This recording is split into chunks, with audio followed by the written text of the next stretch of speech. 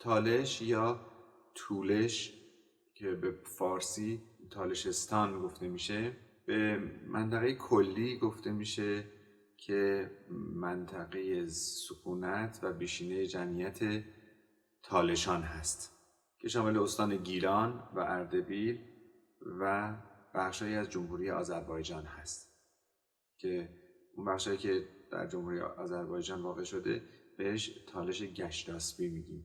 فرم جمله بندی و ساختار ملودیک موسیقی تالشی یعنی فرازها و فرودها مبین قدمت این موسیقی هست، اما تاریخچه معین و دقیقی در دست نداریم از موسیقی تالش. برخی روایت‌های محلی که نمادهای اسطوره‌های موسیقی تالشی هست مشخص میکنه که ما باید پژوهش‌های گسترده‌ای رو در این موسیقی شروع کنیم و البته شروع هم شده، سری تجربیاتی صورت گرفته ولی کافی نیست و باید تداوم پیدا کنه.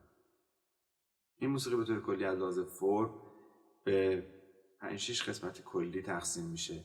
یکی از اونها دستان هست یا دستون که همون آوازهای تالشی رو میگیم که ساختار اصلی موسیقی تالش رو تشکیل میده. دومی پرده یا هوا هست که ملودی رو تشکیل میده. سومی تصنیف یا ترانه است که این قطعه‌ای که امروز میزنیم از جمله اونهاست. چهارمی نوروزخوانی، پنجمی لالایی ها یا لیلی ها هست و ششمی مولودی خوانی که بیشتر برمیگرده به موسیقی مذهبی. دستان ها معرف جنبه عام موسیقی تالشه که به اون دستون یا در پارسی دستان گفته میشه و معمولا در فرهنگ ها اون رو به معنی نغمه یا افسانه یا آواز تعبیر کردن و در موسیقی زیاد کاربرد داره. این دستان ها یا دستون ها مبتنی بر دو بیتی ها هستند و در هر نقطه تالش ممکنه به یک سبک و سیاقی جلوه کنه به خاطر تفاوت در فرهنگ یا گویش ها و همچنین همجواری با فرهنگ های دیگه و تعامل با دیگر فرهنگ ها. هر کدوم از این مناطق دستون به خصوص خودش رو داره. به عنوان مثال دستون شاندرمن و ماسال با دستون دولابی اصالمی یا کردگان رودی متفاوت هست. ترانه ها و تصنیف ها معمولاً تعداد محدودی هستند. اینها یا حماسی و رزمی هستند که مربوط به داستان قهرمان ها یا پهلوان هایی هستند که هر کدوم از اونها نمادی از یک معرفت اخلاقی یا ارزش مثبت اخلاقی هستند، مثل گنرونگره و محمود به که داستان یک قهرمانی به نام محمودی هست که یک قومی میان اموال و دارایی‌های او رو به تاراج میبرن و همچنین خواهرش رو میدزدن. خواهرش یک لاله‌وایی یا ساز نی رو همراه خودش داشته و از طریق این ساز نواختن اون محمودی رو مطلع میکنه که یه همچین بلایی سرشون اومده و محمودی به جنگ و ستیز با این گروه معاند میپردازه و اموال خودش رو و خواهر خودش رو میتونه نجات بده. یا اینکه این تصنیف‌ها نغمه‌های کار هستند و بیشتر زنان اونها را اجرا میکنن. زنان در مزارع برای موزون کردن حرکات کار و ایجاد روحیه در کارگران و رفع خستگی این آوازهای دست جمعی رو اجرا میکنن، مثل آمان لیله یا کوکو به خونه، کار بشیمون ننه و از این دست که مضمون اونها یا برمیگرده به نحوه کار یا عاشقانه است یا برمیگرده به طبیعت و فضای طبیعت تالش و زیبایی های طبیعت، یا اینکه این نغمه های کار مربوط به فعالیت های کار در خانه هست، مثل شیردوشی، نخریسی، بافندگی.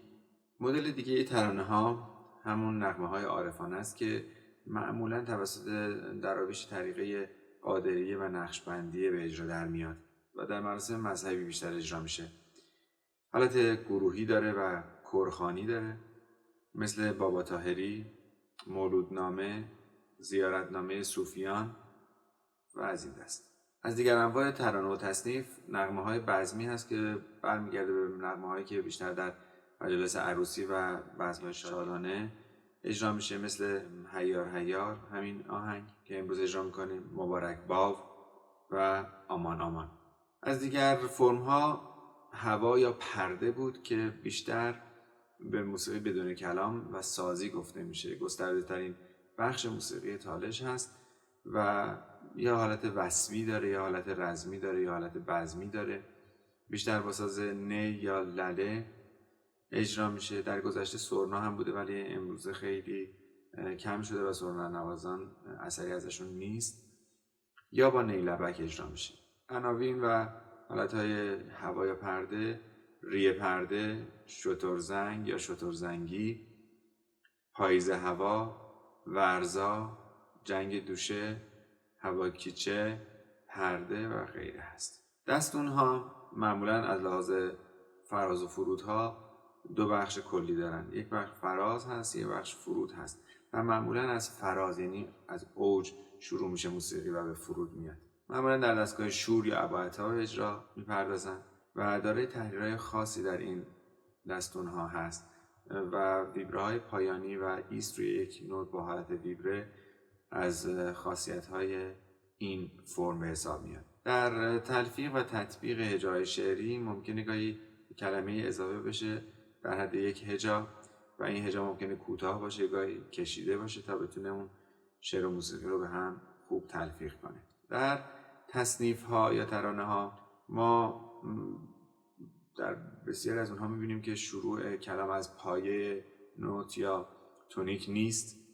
ملودی معمولا از درجه هفتم به درجه هشتم گام مربوطه حرکت میکنه و بیشتر در شش هشتم یا دو چهارم ساخته میشه. فیگورهای ریتمیک معمولا با موسیقی سنتی ما کمی تفاوت داره. این هجای اضافی که در دستونها بود در تصنیف‌ها هم ممکنه جهت هماهنگی کلام و موسیقی ایجاد بشه. در هواها یا پرده که معمولا دو حالت هستن، یا ریتمیک هستن یا به صورت آوازگونه اجرا میشن، فاقد میزانبندی خاص یا به صورت ریتم آزاد اجرا میشن. در ریتمیک ها یک موتیف برگرفته از کلام ممکنه با کمی تغییر دگره‌ای سازی یا بدون تغییر بارها تکرار بشه و در اونهایی که حالت آوازگونه و بدون ریتم مشخص هستن نوت آخر با ویبره طولانی ممکنه به اجرا در بیاد که یک حس حزن به شنونده القا میکنه و معمولا هواها به صورت بداهه توسط نوازنده اجرا میشن.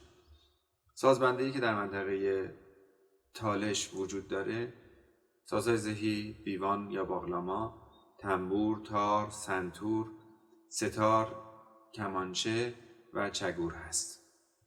سازهای بادی: نرمنای یا بالابان، سرنا، لله یا نی هفت بند، دوزله یا جفتی استفاده میشه و سازهای کوبه‌ای شامل دایره، دف، تنبک، دهل و نقاره هست. آهنگ هیار هیار یا ایار از آهنگ‌های معروف تالشی هست که بانو روح‌انگیز همون رو در صفحه به همراه گروه کور و یک خواننده مرد به اجرا درآورده که یک حالت مطربگونه یا شبیه به یک اپرت برای یک نمایش بوده با تغییر شعر اون به شعر فارسی.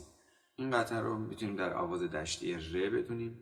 دانگ‌هایی که در این قطعه به کار رفتن: ر، میکرون، فا، سل که بعد در انتهای قطعه از این دانگ استفاده شده. دانگ خارا هست، دانگ شوره، در پایین اجراش میکنیم. در انتهای قطعه سل، لا، کرون، سی بمول دو، باز دانگ شور، دو، ر، کرون، می بمول فا، دانگ شور، دانگ دشتی دو، ر، می بمول فا، دانگ دشتی ر، می، فا، سل که می بکار در یک قسمت از این قطعه استفاده میشه و همچنین فا، سل، لا، بمول، سی بمول، دانگ دشتی.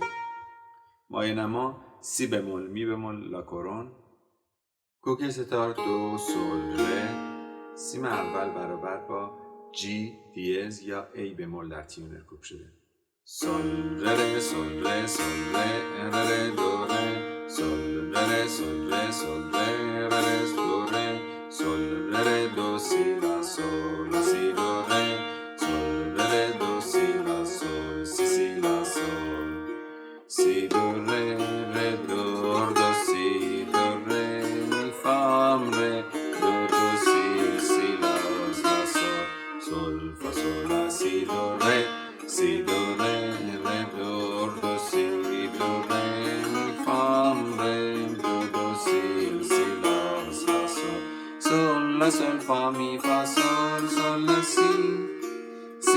sil si la sol bam sol bam sol bam sol sol sol sol la si do si la sol re fa do mi si do re re do si do re mi fa re do si la sol sol la fa sol mi fa sol.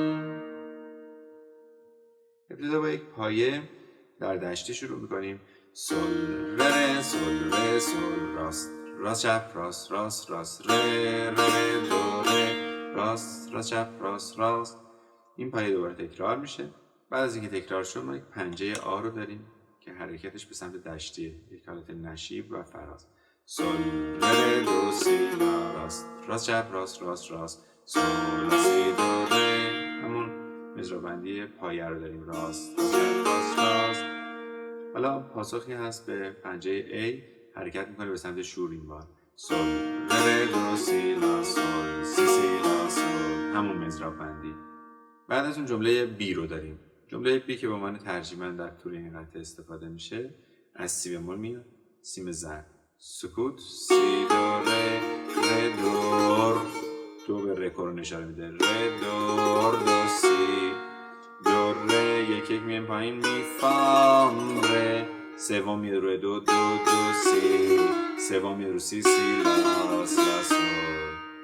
یک جواب کوتاه داریم، سل فا سل لا سی دو ره که فا در سیم بم هست با چپ.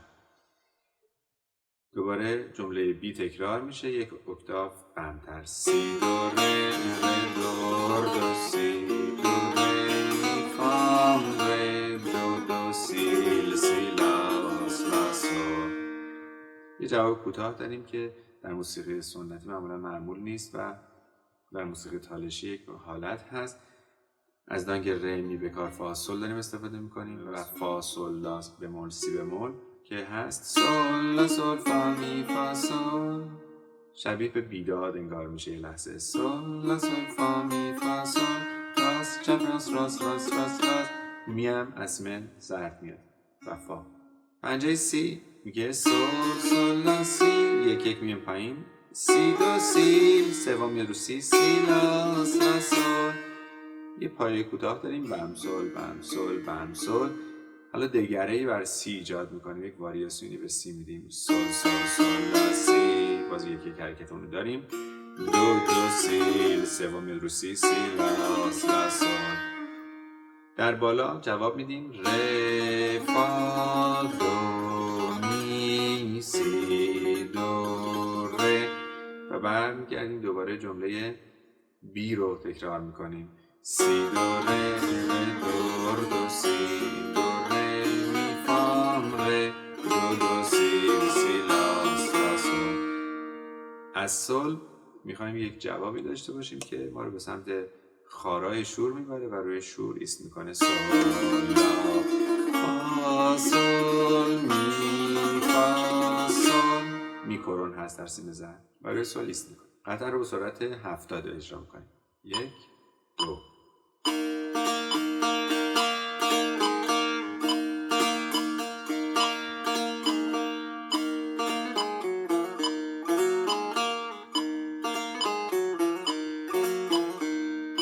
بشید جا بزنید حالا